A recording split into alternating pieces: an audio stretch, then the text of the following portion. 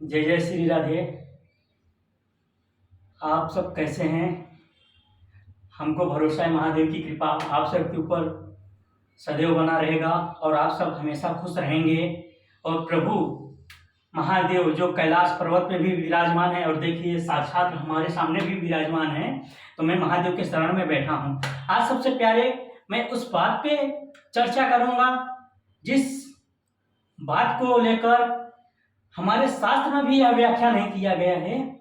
जैसे कि आप सब लोग जानते हैं, शादी विवाह एक वर पक्ष होता है, एक कन्या पक्ष होता है। जब वर पक्ष कन्या पक्ष के घर पे बारात लेकर पहुंचता है तो जयमाल स्टेज पे, अर्थात जयमाल स्टेज पे देखते हैं, स्टेज पे वर पक्ष को चढ़ने से पहले उसके हाथ में कैंची देके फीता को कटाया जाता है। फीता को कटाने का तात्पर्य यह है कि हमारे धर्म ग्रंथ में भी नहीं लिखा गया है फीता कटाने का प्रावधान। तो फीता कटाते वक्त जैसे कि आप देखते हैं जयमाल स्टेज पे चढ़ने से पहले उसके हाथ में, वर पक्ष के हाथ में कैंची दिया जाता है। जब कैंची दिया जाता है तो वहाँ पे खड़े से बहुत से लोग, उनके रिलेशन के, वर पक्ष के और कन्या पक्ष के लोग मौजूद रहते हैं। इसी मौजूदगी में वो फीता काट के स्टेज पे जाते हैं।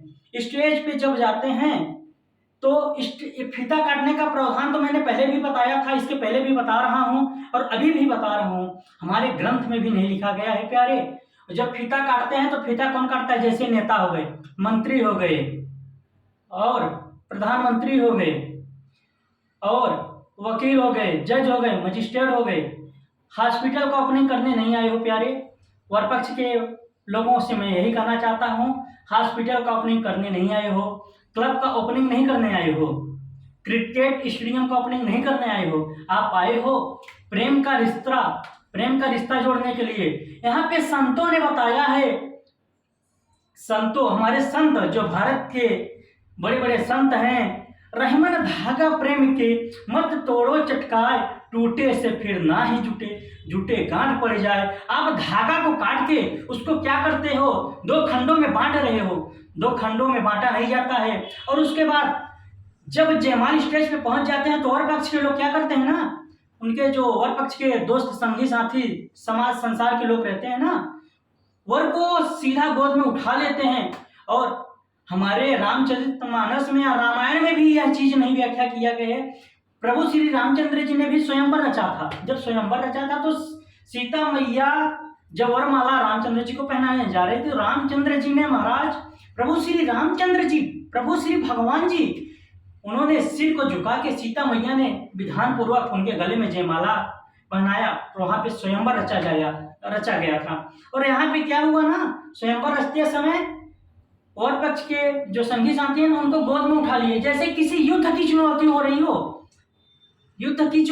हो कि एक दूसरे के। और इसी बीच को देखते हुए जब कन्या पक्ष के भी लोग पहुंचते हैं ना, कन्या पक्ष के जैसे भाई हो गए, बंधु हो गए, जो भी हैं, वो भी गोद में उठा लेते हैं, जैसे कि आपस में बहुत बड़ी चुनौती दिया जा रहा है युद्ध को।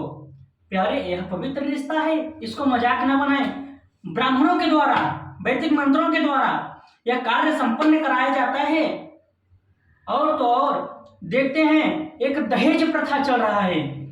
आप उस पिता से पूछिए जिन्होंने एक छोटी सी बच्ची को बचपन से लेके 20 साल तक, 25 साल तक अपने घर पे रखा, उसको, अपने जिगर के टुकड़े को आप सबके हाथों में धरी, क्या उससे मुक्त नहीं हो? आप उससे खुश नहीं हो? आपने तो दहेज के लिए डिमांड कर रहे हो। तो हमको, हमारे विचार से यह है कि भारत दहेज मुक्त होना चाहिए।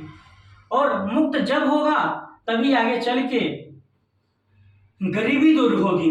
आप उस पिता से पूछिए जिन्होंने एक एक रुपया इकट्ठा करके बचपन से, जब कन्या जन्म लिया है, उसके नाम पे एक एक रुपया, दो रुपया इकट्ठा करके उसके शादी के लिए बहुत से पैसे इकट्ठा कर लेता है। उसके बाद यहाँ तक कि एक अपने शादी विवाह के लिए जब पैसा इकट्ठा कर लेता है ना प्यारे, तो क्या होता है, कुछ पैसे कम पड़ जाते हैं। पैसे कब कम पड़ते हैं? जब आगे वाला वर पक्ष दहेज का डिमांड करता है कि हमको 1 लाख चाहिए, 10 लाख चाहिए, गाड़ी चाहिए, बंगला चाहिए, गाड़ी चाहिए, तुम्हारी ये चाहिए, वो चाहिए। हमको भारत मुक्त होगा ना, जब भारत दहेज मुक्त होगा ना, तो हमारे समाज और संसार में किसी को गरीब, किसी को अमीर नहीं दिखाया जा सकता है। कोई ऊपर नहीं, कोई नीचा होता है। महादेव आज विराजमान है, कैलाश पर्वत पे है, जिन्होंने सोने की लंका ब्राह्मण को भी दान दे दिया था। ब्राह्मण कौन था? रावण था।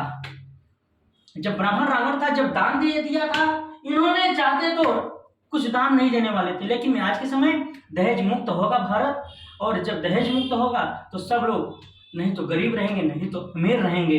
तो हम यह चाहते हैं प्यारे, ये जो हॉस्पिटल, और इसके पहले मैं बताया था हॉस्पिटल का जो चल रहा है ओपनिंग करने का या उद्घाटन करने का, यह सब प्रथा बंद होना चाहिए। और यही सब हमारे शास्त्र और समाज और संज्ञान में नहीं लिखा गया है। यह एक नया परंपरा चालू हो रहा है। जय जय श्री राधे, जय जय श्री राधे।